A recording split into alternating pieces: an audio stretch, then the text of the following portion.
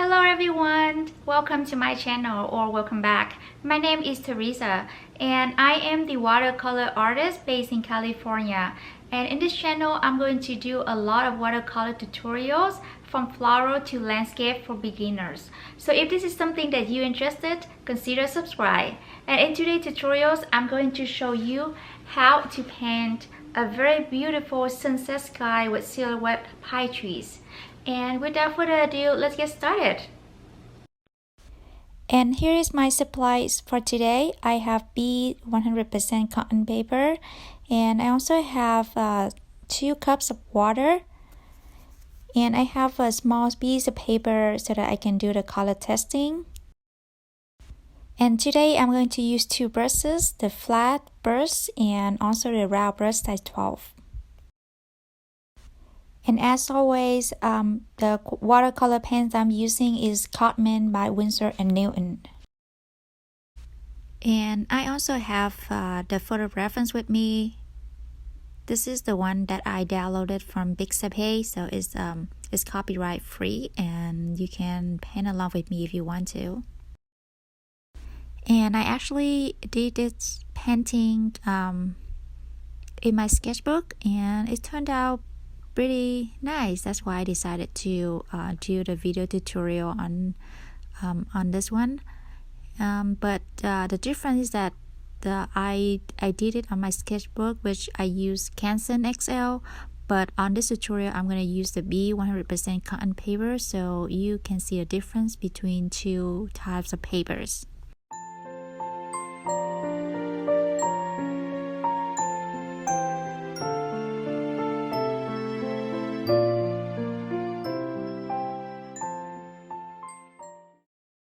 And first I'm going to test out some colors. I think I'm going to use permanent rose with cadmium red mixed with cadmium yellows and, I'm sorry, not cadmium yellow, it's lemon yellow and yellow ochre.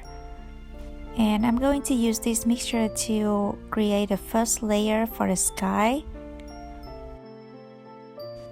I want to make the colors a little bit more bright because it's a sunset sky.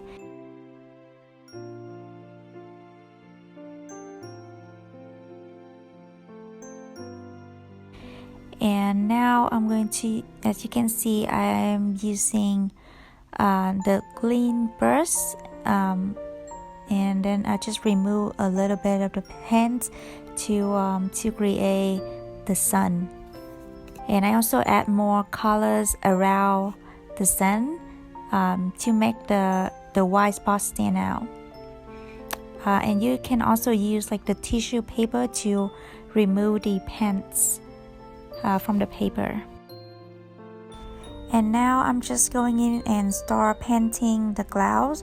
And if you see in the photo reference, in the sky we have like a big chunks of clouds and look like they has a very dark gray colors, but instead of just putting the dark color, I'm gonna use different colors for the clouds to make my painting look more vibrant and colorful. So for the clouds, I'm going to use a mixture of violet, paint grays, and ultramarine.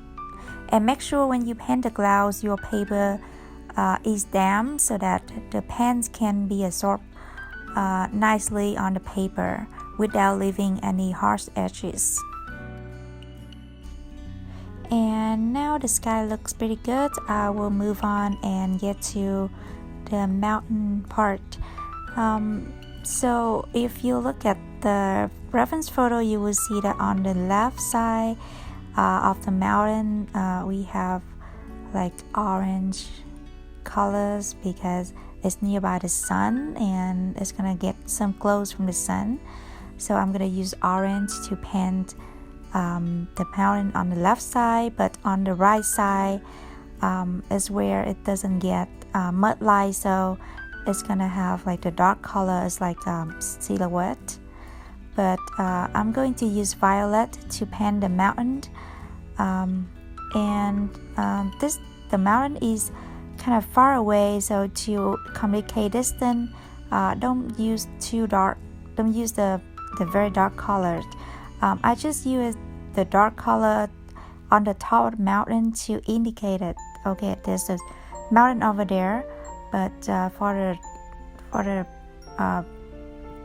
the other part, you just need to use a lot of water and just blend it.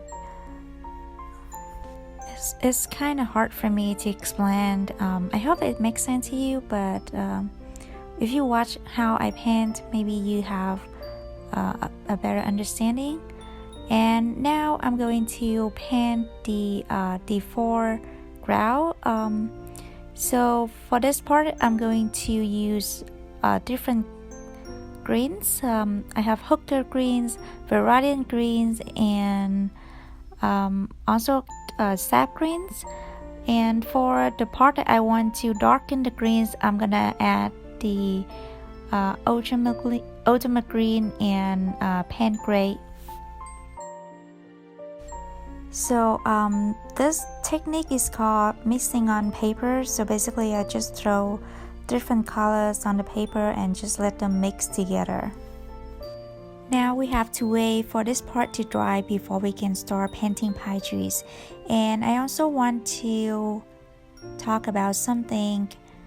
And if you look at the reference photo, you will see that one of the pine trees actually stand in the center of the frame, which I don't think I like this composition, so I'm gonna change a little bit.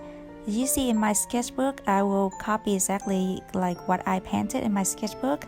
I will move the pine trees away from the center, and by this way we can have the view of the sun, and I think that is gonna make the painting look more interesting this way. Now I'm just gonna practice a little bit on how to paint the pine trees. There's so many ways to paint the pine trees, so if you have your preferred style to paint the pine trees, feel free to do so. You don't have to copy exactly like me. Basically here I'm just gonna refer to the shape of the pine tree in the reference photo and paint accordingly. And pine tree, if you look at a pine tree, you will see that the shape is like it's similar to triangle shape.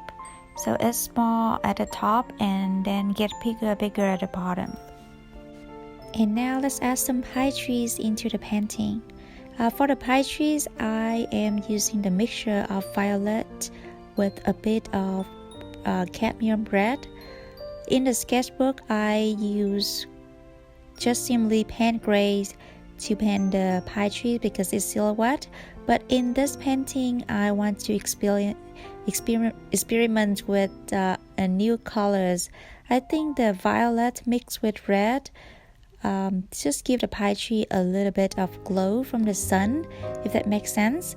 So it's gonna make the painting look more vibrant, I think. And when you paint the pine trees, you can go back and add more dark colors. You can either use pan grays or like the same violet but add more layers to make it darker, so that the pine trees look has more depth. And when I finish with the pine trees, I'm gonna go back to the foreground to add more colors, layers, and details. And if you refer back to the photo, you will see that in the foreground, this is the area where receive a very little light. So you will see that there's a couple of areas that has the lightest value. That's where the light is, and the rest will be very dark. So I'm going to use Viridian green mixing with pan grays to paint the shadow for the foregrounds. And now we're done. I think this painting turned out pretty nice, and the reason I think that it looked much nicer than the last one is the first thing is because of the paper. This time I used 100% cotton paper, so it's be able to adapt to more techniques on watercolors. And the second thing is I use a different colors on this painting, so probably that's why it looks more vibrant and colorful which makes the painting looks more interesting and kept more attention from the viewers, I guess. Alright guys, thank you so much for watching the video. I hope this tutorial is helpful for you, and if you want to see more content like this, please don't forget to subscribe and give me a thumbs up because that could help my video reach more people. And I will see you in my next video. Bye!